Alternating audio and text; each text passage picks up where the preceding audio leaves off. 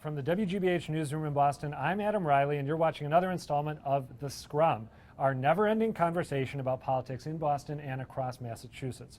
With me is David Bernstein, WGBH political analyst and contributing editor at Boston Magazine. David, thanks for being here.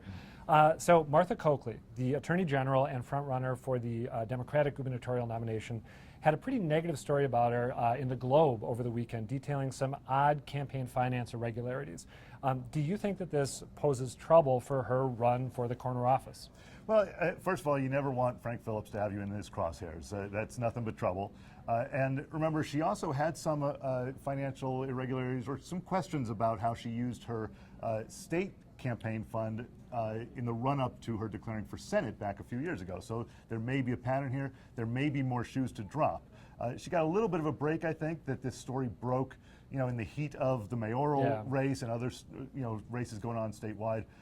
So maybe it didn't get as much attention. But if there are more shoes to drop on this, then I think it could be a problem. Well, and you've noted that it may also delay Democrats deciding that she is definitely the candidate they want to back, right? Well, and that's the problem.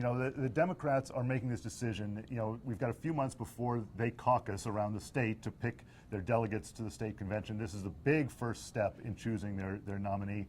And the big question is, do they coalesce behind her because they think that she's got the best chance to win, or she's inevitable, or do they think that there may be trouble, and this is one sign that they may take as a wait-and-see approach? Yeah, and Coakley, of course, has tried to dispel sort of lingering hints of incompetency dating back to her loss to Scott Brown when she ran for U.S. Senate, and this undoes the narrative. You don't want hints that you can't control the money under your watch when David you're Bernstein, running for governor. Thanks as always for being here. Thank you as always for watching The Scrum.